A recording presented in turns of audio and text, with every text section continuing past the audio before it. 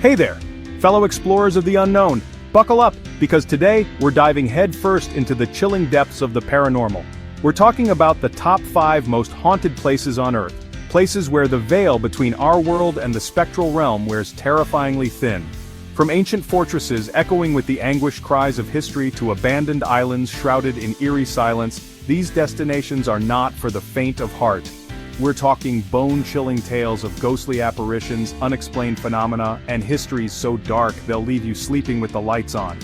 So grab your EMF readers, or, just your phone with the flashlight on, because things are about to get spooky.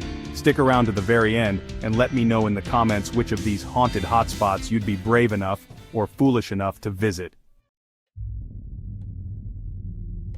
Alright, let's kick off this parade of paranormal hotspots with a location that practically drips with history and blood.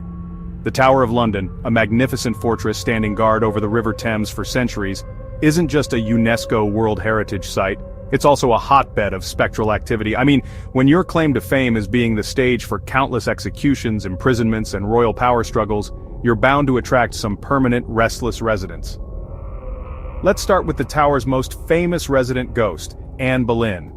The queen who lost her head thanks to her charming husband Henry VIII? They say her heartbroken spirit, still rocking that stylish Tudor gown, has been spotted near the Queen's house in the chapel where she took her final breath.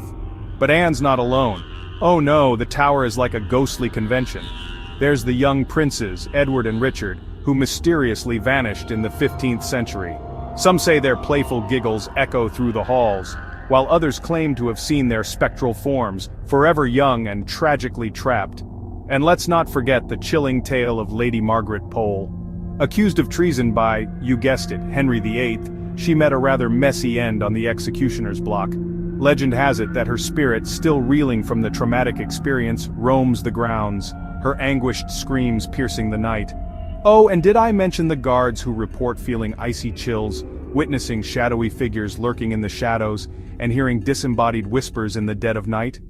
Look, if the people who are literally paid to be there are creeped out, it's gotta be haunted. Next up, we're heading across the pond to the heart of the American South, where Spanish moss hangs heavy and secrets seem to seep from the very soil. Nestled amidst the sprawling oak trees and vibrant gardens of Louisiana lies the Myrtles Plantation, a stunning antebellum mansion with a history as dark as the swamps that surround it. This place is so haunted it's practically bursting at the seams with restless spirits. They say the Myrtles is built upon an ancient Indian burial ground, which, if you know anything about haunted houses, is basically like planting a welcome ghosts sign on your front lawn. And boy, did the ghosts RSVP. Let's talk about Chloe, shall we? She was a slave who, according to legend, had her ear cut off by a jealous mistress. Poor Chloe got her revenge though by baking a poison birthday cake that took out the mistress and her 2 daughters. Karma, am I right? Anyway, Chloe's spirit is said to wander the plantation, her image even appearing in photographs taken by unsuspecting tourists. But wait, there's more. There's the haunted mirror that reflects the images of former residents, even after it's been covered up. And of course, no haunted plantation is complete without the ghostly sounds of children's laughter echoing through the halls. Who are these spectral children? No one knows for sure, but some say they're the victims of a yellow fever outbreak that ravaged the plantation long ago. Visitors report feeling cold spots, witnessing objects move on their own, and hearing whispers in their ears when no one is around. It seems the spirits of the Myrtles Plantation are determined to make their presence known, and frankly, who are we to argue with a ghost? From the sun-drenched south, we're taking a sharp turn into the shadows, traveling to the base of Mount Fuji in Japan, where an ethereal and unsettling silence hangs in the air. This is Aoki Gajara, a place shrouded in myth, mystery, and more than a little bit of fear. Known as the Suicide Forest, Aoki Gajara has a reputation that precedes it, a place where dense foliage and an oppressive atmosphere seem to swallow the light and the hope that comes with it. The forest floor, a tangled tapestry of roots and moss, muffles every sound, creating an unsettling quiet that amplifies every rustle of leaves and snap of a twig. It's the kind of silence that makes you feel like you're being watched, that you're intruding on something ancient and unknowable.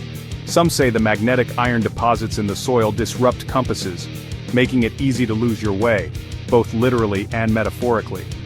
Legends abound of Yurei, vengeful spirits in Japanese folklore, who haunt the forest, their souls tethered to the earthly realm by unfinished business, or a desire for revenge. These tormented spirits are said to lure unsuspecting travelers deeper into the woods, where they become hopelessly lost, their cries for help swallowed by the suffocating silence. Whether you believe in the supernatural or not, there's an undeniable energy that permeates Aoki Gajara. It's a place of profound sadness, a stark reminder of the fragility of life and the enduring power of despair.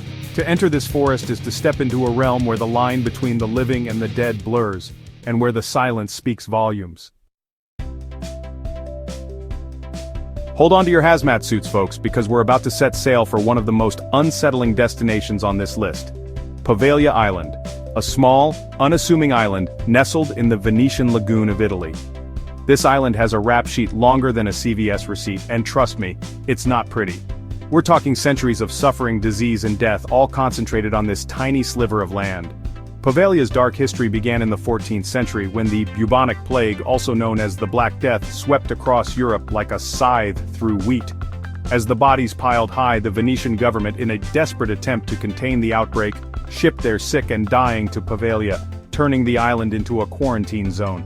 Imagine being banished to this island, the stench of death clinging to the air, the cries of the afflicted echoing in your ears, knowing that your fate was sealed the moment you stepped ashore. But the horrors of Pavllia didn't end there. Centuries later, the island became home to a mental asylum.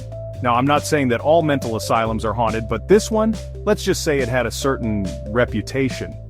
Patients reported seeing shadowy figures, hearing voices whispering from the walls, and feeling an oppressive sense of dread that clung to them like a shroud. Some say the island's soil is composed of as much as 50% human ash, the remnants of countless pyres used to dispose of the dead. Whether or not that's true, there's no denying the palpable sense of despair that hangs over Pavllia. The Italian government has forbidden public access to the island, and frankly, who can blame them? Some places are best left undisturbed, their stories a chilling reminder of the darker side of human history. Last, but certainly not least, we arrive at a destination that's less about ghostly whispers and more about full-on demonic growls. Tucked away in the picturesque Gloucestershire countryside of England lies the ancient Ram Inn, a charming, albeit slightly worse for wear, building with a history that dates back to the 12th century. But don't let the quaint facade fool you. This place is a paranormal pressure cooker, and the lid is about to blow. Built on the intersection of two ley lines which, for those of you who haven't dabbled in the mystical arts, are basically Earth's energy highways, the ancient Ram Inn is like a beacon for supernatural activity. We're talking poltergeist activity, demonic entities, and enough cold spots to make you think your freezer had a baby. Legend has it that the inn was once used for pagan rituals and sacrifices, and some say those ancient practices left an indelible mark on the very fabric of the building. Guests have reported being physically touched, scratched, and even pinned down by unseen forces. And then there are the whispers, the disembodied voices that seem to seep from the walls themselves, uttering threats and curses in languages both ancient and unknown. One of the most haunted rooms in the inn is the witch's room, where, as the story goes, a woman accused of witchcraft sought refuge in the 16th century.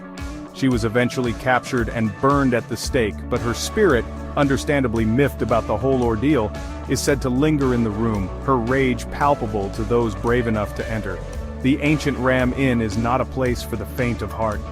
It's a place where the veil between our world and the demonic realm wears thin, where the air crackles with unseen energy, and where the darkness has a voice. Enter at your own risk, but be warned, you may not like what you find. So, there you have it, folks, the top 5 most haunted places in the world, each one a chilling testament to the fact that some things just can't be explained. Did I miss any haunted hotspots that you'd add to the list? Let me know in the comments below, and while you're down there, hit that like button, subscribe to the channel if you dare, and tell me, which of these spine-tingling locations would you be brave enough or crazy enough to visit? Personally, I'm good with a good old-fashioned haunted house, preferably one with working plumbing and a decent Wi-Fi connection. Until next time, thanks for joining me on this spooky adventure. Keep those flashlights charged, and remember, sometimes the scariest monsters are the ones we can't see. Sweet dreams.